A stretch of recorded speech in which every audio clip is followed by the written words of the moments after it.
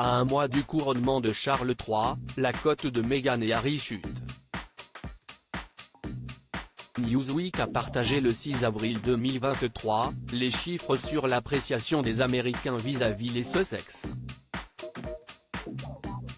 Un autre sondage datant du mois de février est particulièrement négatif pour le prince Harry et Meghan Markle.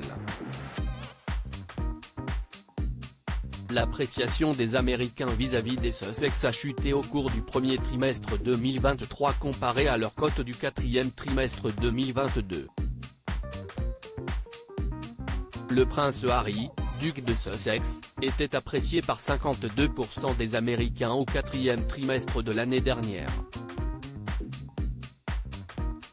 De 52%, le taux d'appréciation du prince Harry est tombé à 46% alors que 26% des Américains ne l'apprécient pas.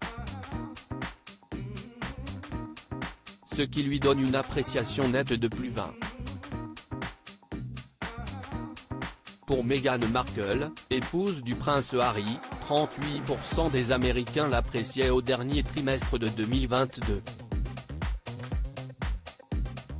Ce chiffre est tombé à 36% au premier trimestre de cette année. La duchesse de Sussex, 41 ans, était détestée par 24% des Américains. Meghan Markle a ainsi une approbation nette de plus 12, précise Newsweek. Selon l'analyse de Newsweek, ces chiffres représentent une perspective plus saine pour le couple comparé aux résultats d'autres sondages réalisés ces derniers mois. Bien que le pourcentage des Américains qui apprécient les parents de Archie, 3 ans, et Lilibet, 1 an, ait chuté, il reste dans le positif. Ce n'est d'ailleurs pas le cas avec d'autres sondages. Meghan et Harry, le vrai coup dur pour la cote du duc et de la duchesse de Sussex. En février dernier, l'institut de sondage Redfield et Wilton a réalisé un sondage pour Newsweek. Ce sondage a révélé que seuls 32% des Américains ont une opinion positive du prince Harry, contre 42% d'opinions négatives.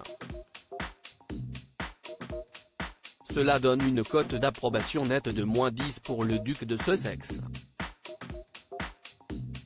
Les chiffres étaient encore plus négatifs pour l'épouse du prince britannique, Meghan Markle. En effet, l'ancienne actrice était appréciée par 27% des Américains, et 44% d'entre eux avaient des opinions négatives vis-à-vis d'elle. Le taux d'approbation nette pour la duchesse de Sussex était ainsi de -17. À noter que les méthodes utilisées pour ces sondages, celui de YouGov et celui de Redfield et Wilton, ne sont pas les mêmes. À propos de l'auteur introverti et passionné de l'écriture, j'ai rejoint l'équipe de Closer en 2021. Je suis également une grande admiratrice des romans épistolaires et de la science-fiction, et une fervente fan des animations japonaises.